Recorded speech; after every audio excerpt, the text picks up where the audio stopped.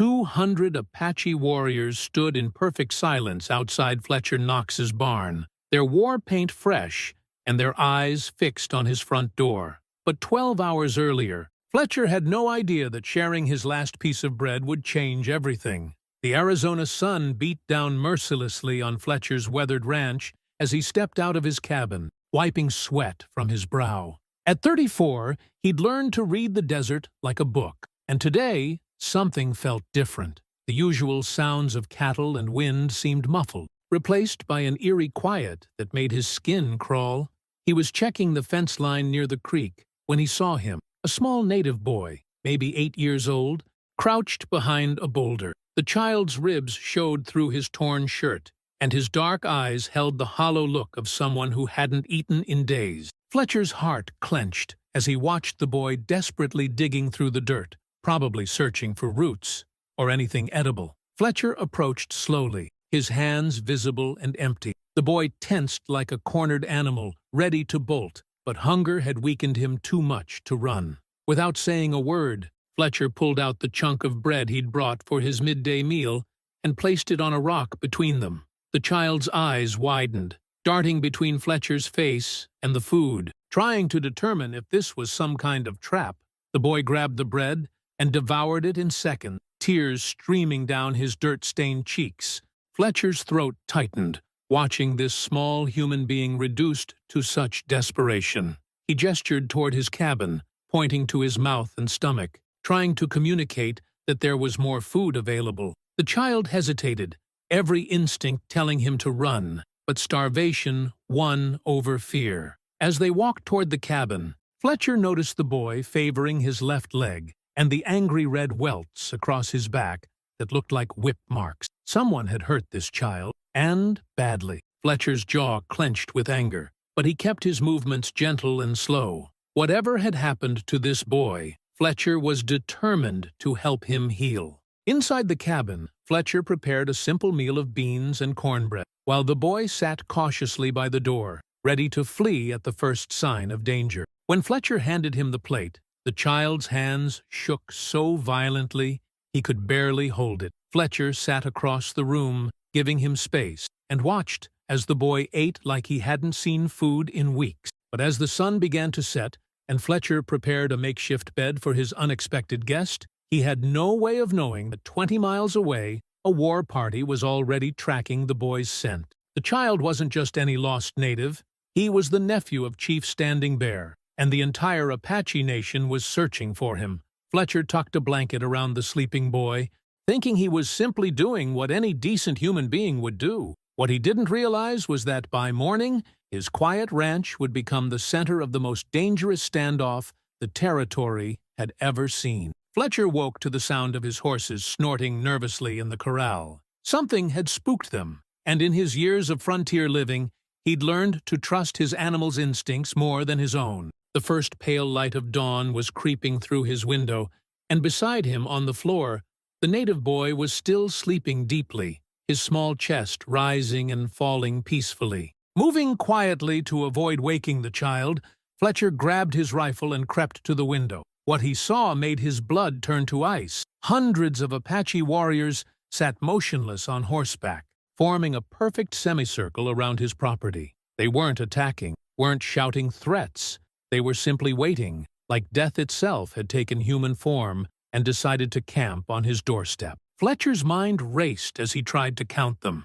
50, 70, maybe more than 100 warriors, all armed and painted for war. Their faces were stone-cold masks of determination, and their silence was more terrifying than any war cry could have been. These weren't raiders or a small hunting party. This was the entire Apache Nation, and they were here for the boy sleeping behind him.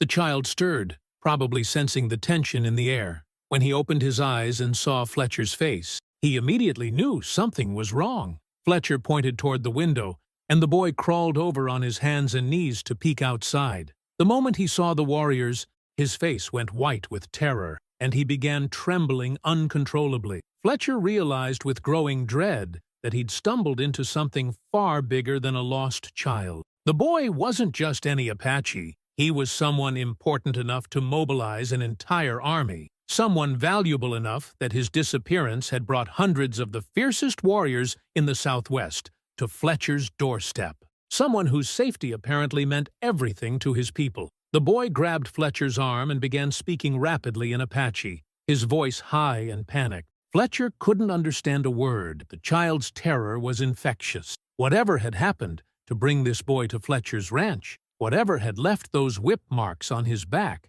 it had created a situation that could end with everyone dead. Fletcher checked his ammunition. 12 bullets for his rifle, 6 in his pistol.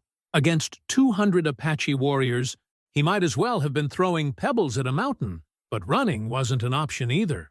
The warriors had surrounded the entire property, and Fletcher knew that trying to escape would be seen as an admission of guilt for whatever they thought he'd done to the boy. As the sun climbed higher, Fletcher noticed movement among the warriors. One figure separated from the group, riding slowly toward the cabin. The man was older, with elaborate feathers in his hair and scars that told the story of countless battles. Even from a distance, Fletcher could feel the authority radiating from him. This was clearly a chief, and he was coming to talk. But as the Apache leader approached, Fletcher caught sight of something that made his stomach drop. In the man's weathered hand was a coiled whip, stained dark with what looked like dried blood. The same type of whip that had left those marks across the boy's back. Whatever this negotiation was about to become, Fletcher realized he wasn't just harboring a lost child. He was protecting someone who had apparently escaped from this chief's custody. The boy saw the whip too and began sobbing, pressing himself against Fletcher's leg like a terrified animal seeking shelter.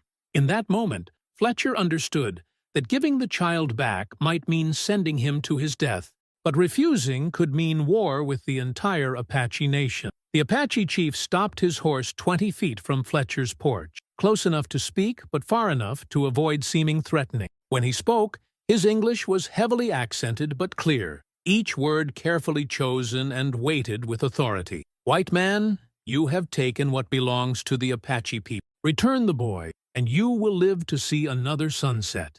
Fletcher stepped onto his porch, keeping his rifle lowered but ready. The child remained hidden inside, but Fletcher could hear his quiet sobbing through the thin cabin wall. Every instinct told Fletcher to hand over the boy and save his own skin, but those whip marks burned in his memory like a brand. "The boy came to me starving and beaten. I gave him food and shelter. Nothing more." The chief's face remained impassive, but Fletcher caught a flicker of something. Surprise, maybe even respect, in his dark eyes. "You speak truth, Cowboy. The boy is my nephew, Little Wolf. He ran from punishment 3 days ago. He stole sacred corn from our winter stores." Fletcher felt his jaw clench. Sacred corn or not, no child deserved to be whipped bloody and left to starve in the desert. Punishment for a hungry kid taking food? That's not justice. That's cruelty. The words hung in the air like smoke from a gunshot. Around the semicircle of warriors, Fletcher could see hands moving to weapons, horses stepping nervously. He'd just accused an Apache war chief of cruelty in front of his entire army, a statement that could start a war or end his life in the next 10 seconds. But instead of ordering an attack, the chief dismounted and walked closer. When he was just a few feet away, Fletcher could see the deep lines of exhaustion etched into his weathered face. And something else, pain that went deeper than physical scars. "You know nothing of Apache ways, white man. Little Wolf is not just any child. He is the son of my dead brother, and the spirits have marked him as our next chief. When he took the sacred corn, he violated laws older than your people's memory of this land." Fletcher's mind reeled as the pieces fell into place. This wasn't just about stolen food. It was about a future leader breaking the most sacred laws of his people. The whipping wasn't cruelty. It was ceremonial punishment required by Apache tradition. But that knowledge didn't make Fletcher feel any better about sending a terrified 8-year-old back to face more pain. If you were Fletcher, what would you do? Honor Apache law and return a future chief to face his people's justice, or protect a scared child from punishment you can't understand? Tell me in the comments. I need to know which side you'd choose. Because what Fletcher decided next would determine whether Little Wolf lived to become the chief his people needed, or died as a boy who never understood the weight of his destiny. The chief's hand moved to his knife, and behind him, 200 warriors waited for his signal. Fletcher had seconds to decide whether to be a coward who saved his own life or a fool who died trying to protect someone else's child. Fletcher looked into the chief's eyes and made a decision that surprised even himself. Instead of stepping aside or reaching for his gun,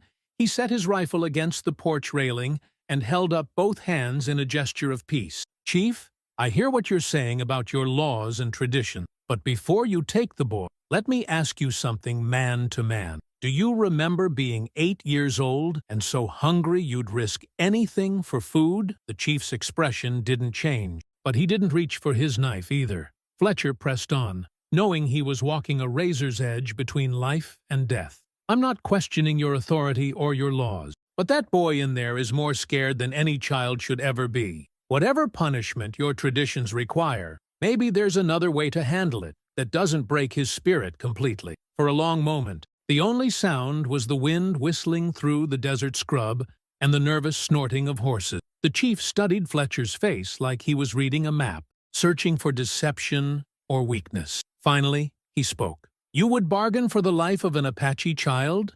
What do you know of leadership, white man? What do you know of the burden of teaching a future chief that actions have consequences?" Fletcher felt sweat dripping down his back, despite the morning chill. "I know that scared children make poor leaders, and I know that a chief who shows mercy when it's earned is stronger than one who only knows how to punish." The chief's eyes widened slightly. It was clear that no white man had ever spoken to him this way, with respect but without submission, acknowledging his authority while challenging his judgment. Around the semicircle, Fletcher could see warriors shifting in their saddles, unsure whether to admire the cowboy's courage or prepare to avenge the insult to their leader. "You speak boldly for a man surrounded by death. What would you have me do? Ignore our laws? Pretend that stealing sacred food is acceptable because the thief is young?" Fletcher thought carefully before answering. "No, I think the boy should face consequence, but maybe those consequences could teach him wisdom instead of just fear. Maybe there's a way to help him understand why those laws exist, instead of just making him afraid to break them again." Behind him, Fletcher heard the cabin door creak open. Little Wolf appeared in the doorway, no longer hiding but standing tall despite his obvious terror. The boy said something in rapid Apache, his voice shaking but clear. The chief's face went through a series of emotions: surprise, anger, and finally, something that might have been pride. The chief translated for Fletcher. "He says he is ready to face his punishment, but he thanks the white man for showing him kindness when his own people would not. He says you have taught him that courage sometimes means accepting help from unexpected places." Fletcher felt his throat tighten. The boy was offering to sacrifice himself to save Fletcher's life, and everyone present knew it. The kid had more guts than most full-grown men Fletcher had known, but he was still just a scared child trying to do what he thought was right. But the chief wasn't finished. He turned to address his warriors in Apache, his voice carrying across the desert like thunder. Whatever he was saying caused a ripple of reaction through the war party, some nodding approval, others clearly disagreeing. When he finished, several warriors broke away from the group and rode toward the cabin. Fletcher's hand moved instinctively toward his gun, but the chief raised a hand to stop him. "They come not as enemies, cowboy.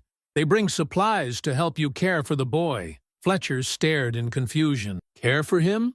I thought you were taking him back for punishment."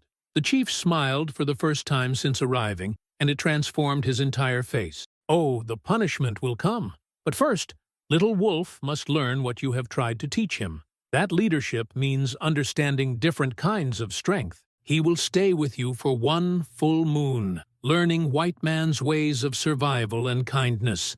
Then he returns to face Apache justice, but as a boy who understands both worlds." Fletcher felt his knees go weak with relief, but the chief's next words made his blood freeze all over again. "But know this, cowboy.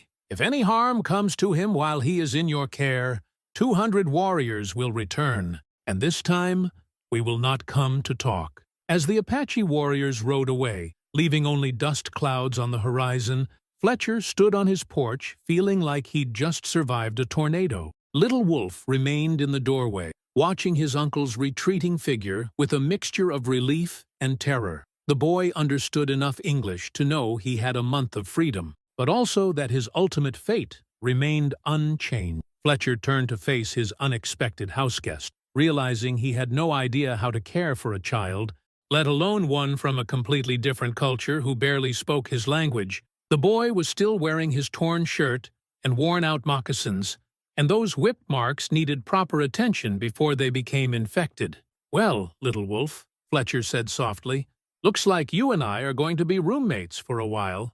The boy's eyes filled with tears, but he straightened his small shoulders and nodded solemnly. Fletcher could see the effort it took for him to appear brave, and it reminded him of himself at that age, trying to be a man when he was still just a scared kid. Fletcher spent the morning cleaning and bandaging Little Wolf's wound, using supplies the Apache warriors had left behind. The boy endured the painful process without making a sound, but Fletcher could see him gripping the edge of the table until his knuckles went white. When Fletcher finished, he gave Little Wolf one of his own shirts to wear. It hung on the boy like a dress, but it was clean and whole. Over the next few days, they developed a routine. Fletcher would tend to his cattle and ranch work, while Little Wolf watched and learned, soaking up everything about white man's ways of living. The boy was incredibly smart, picking up English phrases with startling speed and showing Fletcher Apache techniques for tracking animals and reading weather patterns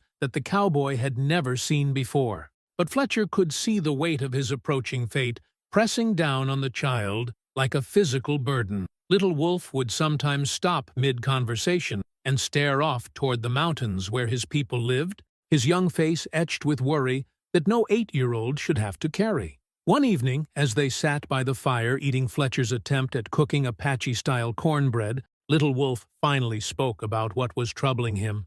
"Uncle says I broke sacred law. When I go back, elders will decide if I live or die." His English was getting better every day, but his voice shook with fear. "If they choose death, I will never become chief. My father's spirit will be ashamed." Fletcher felt his heart break for this kid who was trying to carry the weight of his entire people's future on his tiny shoulder. "Little Wolf, you made a mistake, but you were hungry and scared. That doesn't make you a bad person or a failed leader."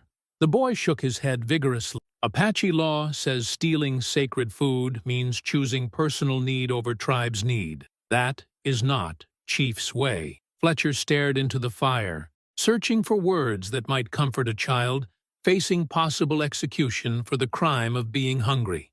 But before he could respond, they heard the sound that made both their hearts stop. Horses approaching in the darkness, and lots of them. Fletcher grabbed his rifle and moved to the window. Outside, he could see torches moving through the night, but these weren't Apache riders. These were white men, maybe 20 of them, and they were armed for trouble. "Knox!" a voice shouted from the darkness. "We know you got that Apache kid in there. Send him out, and nobody has to get hurt." Fletcher's blood went cold as he recognized the voice. Jeremiah Wade, the territorial marshal who'd been trying to start a war with the local tribes for months. Wade had somehow learned about Little Wolf and was planning to use the boy as an excuse to attack the Apache. Little Wolf pressed against Fletcher's side, trembling. If Wade got his hands on the boy, it wouldn't just mean Little Wolf's death. It would mean war between the Apache and every white settlement in the territory. Hundreds of innocent people would die because of one marshal's ambition. Fletcher checked his ammunition again and realized that this time 18 bullets against 20 armed men wasn't just hopeless, it was suicide. But as he looked down at Little Wolf's terrified face, he knew he couldn't let Wade turn this brave kid into the spark that burned down everything Fletcher's neighbors had built. The question was, how do you protect a child when an entire army of your own people wants to use him as a weapon? Fletcher's mind raced as Wade's men spread out around his property, their torches creating a ring of flickering light in the darkness. He could hear them talking in low voices, positioning themselves for what was clearly going to be an assault on his cabin. These weren't lawmen coming to arrest someone. They were vigilantes planning to take Little Wolf by force. "Knox, You've got 1 minute to send out that Apache brat, or we're coming in after him." Wade's voice carried the authority of someone who'd convinced himself he was doing righteous work. "That kid's people have been raiding our supply lines for months. Time to send them a message they'll understand." Fletcher knew Wade was lying. The Apache hadn't raided anyone in over a year, not since the peace treaty was signed. But fear and prejudice had a way of making men believe what they wanted to believe, especially when it gave them an excuse for violence they'd been craving anyway. Little Wolf tugged on Fletcher's sleeve and whispered urgently, "I go to them. Stop fighting because of me." Fletcher looked down at the boy's brave, terrified face and felt a surge of protective fury that surprised him with its intensity. "No chance, kid. You're staying right here where you belong." But even as he said it, Fletcher knew they were trapped. Wade's men had him outnumbered and surrounded, and fighting them would just get Little Wolf killed anyway. Worse, if Fletcher shot any of Wade's posse, it would give the marshal exactly the excuse he needed to declare war on the Apache, claiming they'd corrupted a white man into attacking his own people. That's when Fletcher heard something that made his heart leap with hope and terror in equal measure. The sound of approaching horses from the opposite direction. A lot of horses, moving fast through the night. Either the cavalry was coming to restore order, or Chief Standing Bear had decided not to wait a full month before checking on his nephew. Wade heard it too, and his voice took on a note of panic. "Damn it, Knox! You called in the Apache, didn't you? You're a traitor to your own kind." Fletcher almost laughed at the irony. Wade thought Fletcher had somehow summoned Apache reinforcement, when in reality, the approaching riders were probably the last thing Fletcher wanted to see right now. If Standing Bear and his warriors found white men threatening Little Wolf, the fragile peace Fletcher had negotiated that morning would shatter like glass. The sound of galloping horses grew louder, and Fletcher could see Wade's men growing nervous, their torches wavering as they tried to peer into the darkness beyond their circle of light. These were townsmen and farmers, not soldiers, brave enough to intimidate a lone cowboy, but not prepared to face Apache warriors in a night battle. Through the window, Fletcher watched as figures emerged from the darkness on horseback. But as they rode into the torchlight, Fletcher realized with shock that these weren't Apache warriors at all. Leading the group was Sheriff Tom Bradley from the nearest town, followed by a dozen deputized citizens, men Fletcher recognized as honest settlers who wouldn't stand for Wade's vigilante justice. "Marshal Wade," Sheriff Bradley's voice cut through the night like a whip. "By what authority are you threatening citizens on their own property?" Wade wheeled his horse around, clearly caught off guard by Bradley's arrival. "Sheriff, this man is harboring an Apache fugitive. He's violated territorial law and endangered every white family in the region." Bradley rode closer, his hand resting casually on his gun. "I've got a telegram from the territorial governor himself, saying that boy is under official protection, while a peace treaty is being negotiated. You're the one breaking the law here, Wade." Fletcher felt a wave of relief wash over him, but it was short-lived. Little Wolf was pulling on his sleeve again, pointing toward the window with wide, frightened eyes. Following the boy's gaze, Fletcher saw movement in the darkness beyond both groups of white men. Apache warriors, dozens of them, emerging silently from the night like ghosts made flesh. Standing Bear had indeed come to check on his nephew, and he'd brought an army. Now Fletcher's ranch had become the center of a three-way standoff between Apache warriors, territorial lawmen, and vigilante settlers. One wrong move from anyone could turn the desert into a battlefield that would be remembered for generations. But as Fletcher watched the chief ride slowly into the torchlight, he realized that Standing Bear wasn't here for war. The Apache leader's face was calm, almost amused, as he surveyed the chaos that had erupted around his nephew's temporary home. When Standing Bear spoke, his words carried the quiet authority of someone who held all the cards and knew it. "White men seem very excited about one small boy. Perhaps we should discuss this like civilized people before someone does something foolish that cannot be undone." The tension in the air was so thick Fletcher could almost taste it. 3 armed groups faced each other in a deadly triangle around his property. Wade's vigilantes with their torches and hatred, Sheriff Bradley's lawmen with their duty and restraint, and Standing Bear's Apache warriors with their silent, lethal patience. One nervous trigger finger could turn this standoff into a massacre that would haunt the territory for decades. Standing Bear dismounted slowly, deliberately, his movements calculated to show he wasn't afraid of any of the white men facing him. When he spoke, his voice carried across the desert night, with the authority of someone who'd commanded respect long before any of these settlers had even seen Arizona. I came to see how my nephew learns white man's ways. Instead, I find white men who cannot agree among themselves whether to honor their own laws. The chief's gaze swept over Wade's posse with obvious contempt. Perhaps Apache justice is simpler than white man's justice. Wade's face flushed red in the torchlight, and his hand moved toward his gun. Don't you lecture us about justice. Redskin, your people have been— Marshal Wade. Sheriff Bradley's voice cut through Wade's rant like a blade. One more word out of you, and I'll have you arrested for inciting violence against treaty-protected individuals. Fletcher could see Wade's men looking uncertain now, caught between their marshal's orders and the very real possibility of being arrested by legitimate law enforcement.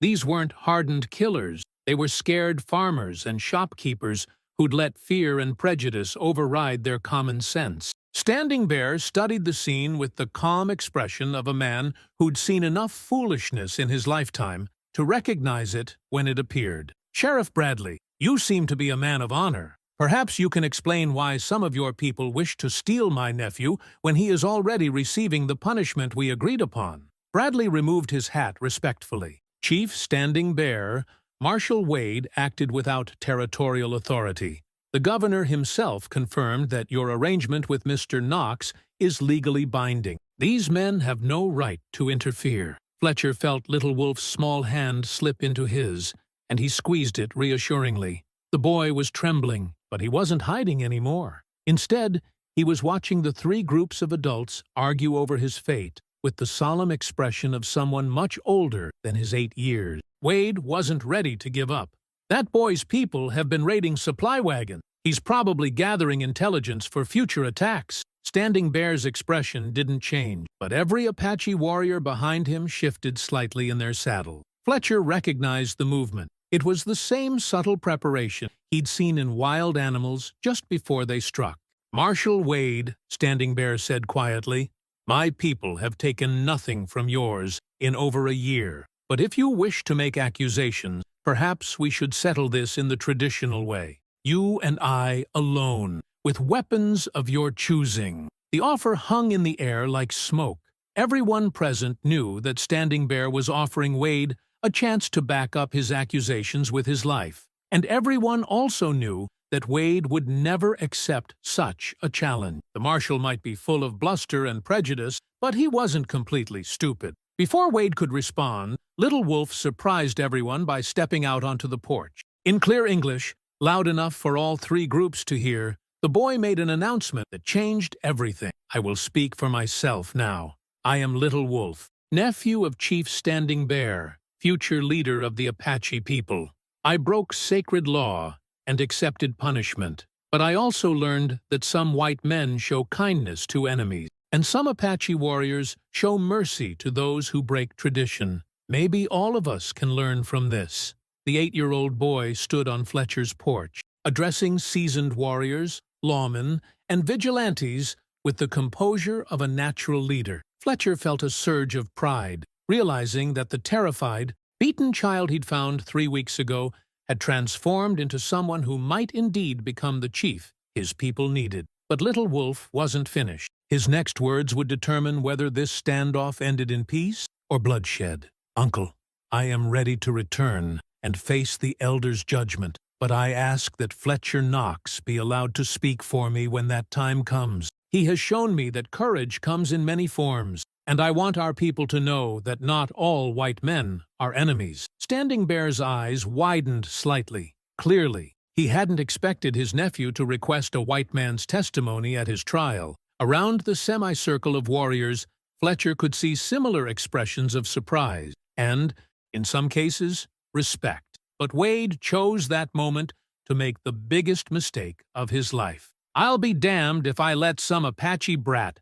The rest of his sentence was cut off by the distinctive sound of dozens of Apache arrows being knocked simultaneously. The message was clear: insult the future chief again, and it would be the last words Wade ever spoke. Sheriff Bradley moved faster than Fletcher had ever seen a man move. In one fluid motion, he drew his gun and pointed it directly at Wade's head, his voice cutting through the night with deadly authority. "Marshal Wade, you are under arrest for violation of territorial treaty law, incitement to violence, and threatening the life of a protected individual. Drop your weapon immediately, or I will consider you a threat to territorial security." Wade's face went white as he realized his own men were backing away from him, unwilling to fight both lawmen and Apache warriors over his personal vendetta. The torches in his followers' hands trembled as they finally understood they'd been led into a situation that could get them all killed. Standing Bear raised his hand, and the sound of arrows being drawn back ceased immediately. When he spoke, his voice carried the wisdom of someone who understood that true strength sometimes meant choosing peace over victory. "Sheriff Bradley honors his word and his law. This is why peace between our people is possible." The chief's gaze moved to Fletcher and Little Wolf on the porch. "My nephew has chosen his advocate wisely. Fletcher Knox, will you speak for Little Wolf when he faces Apache justice?" Fletcher felt the weight of history settling on his shoulders. This wasn't just about one boy's fate anymore. It was about whether two peoples could learn to trust each other despite centuries of conflict and misunderstanding. "Chief Standing Bear, it would be my honor to speak for Little Wolf. He's shown more courage and wisdom in the past 3 weeks than most men show in a lifetime." Little Wolf stepped forward, no longer the terrified, beaten child Fletcher had found behind that boulder. Standing tall despite his small stature, he addressed both groups of men with the natural authority of someone born to lead. "I return to my people not ashamed of my mistake, but proud of what I learned from it. Fletcher Knox taught me that kindness is not weakness, and that protecting others is the highest form of strength. These are lessons a future chief must know." Standing Bear dismounted and walked to the porch, his warriors following his lead. When he placed his hand on his nephew's shoulder, Fletcher could see the pride and relief in the old chief's eyes. "Little Wolf speaks with wisdom beyond his years. The elders will hear his words and Fletcher Knox's testimony. But I believe they will see what I see. A boy who made a mistake and learned from it, rather than a future chief who failed his people." Sheriff Bradley kept his gun trained on Wade as his deputies moved in to arrest the disgraced marshal. "Wade, you and your men will be held pending investigation. The territorial governor will want a full report on this incident." As Wade was led away in chains, his former followers dispersed quickly into the night, probably grateful to escape with their lives and freedom. The crisis that had threatened to ignite a war had ended not with violence, but with justice and mutual respect. Fletcher knelt down to Little Wolf's eye level, feeling a tightness in his throat as he realized their time together was ending. "You ready to go home, kid?" Little Wolf nodded solemnly, but then surprised Fletcher by wrapping his small arms around the cowboy's neck. "You will always be my white brother, Fletcher Knox. When I am chief, you will always have a place in Apache land." Standing Bear stepped forward and placed a leather pouch in Fletcher's hand. "Payment for caring for my nephew, but more than that, a symbol of friendship between our peoples." Fletcher opened the pouch to find it filled with gold nuggets and turquoise stones, worth more than his ranch and everything on it. But the real treasure was the respect he saw in Standing Bear's eyes, and the knowledge that he'd helped bridge a gap between two worlds that had been at war for generations. As the Apache war party prepared to leave, Little Wolf mounted behind his uncle on the chief's horse. He looked back at Fletcher one last time, no longer a frightened child, but a young leader who carried the hopes of his people and the lessons of an unlikely friendship. 6 months later, Fletcher received word that Little Wolf had faced the Apache elders and been forgiven for his transgression, largely based on Fletcher's testimony about the boy's character and growth. The child who had once stolen sacred corn in desperation was now being trained as his uncle's successor, carrying forward the wisdom he'd learned about the power of mercy. and the strength found in unexpected alliance. Fletcher's Ranch became a neutral meeting ground where Apache and white traders could conduct business safely, overseen by the cowboy, who'd proven that sometimes the most important battles are won not with bullets, but with compassion. And on quiet desert nights, when the wind carried the sound of Apache drums across the valley, Fletcher would remember a terrified 8-year-old boy who'd taught him that true courage meant protecting others, even when the cost might be everything you held dear. If you're enjoying these stories, subscribe to the channel. Now click on the video on the screen to hear a story even better than this one, where a single act of mercy changes the course of history itself, and a man discovers that sometimes the greatest victories come from choosing forgiveness over revenge. Click on the video now.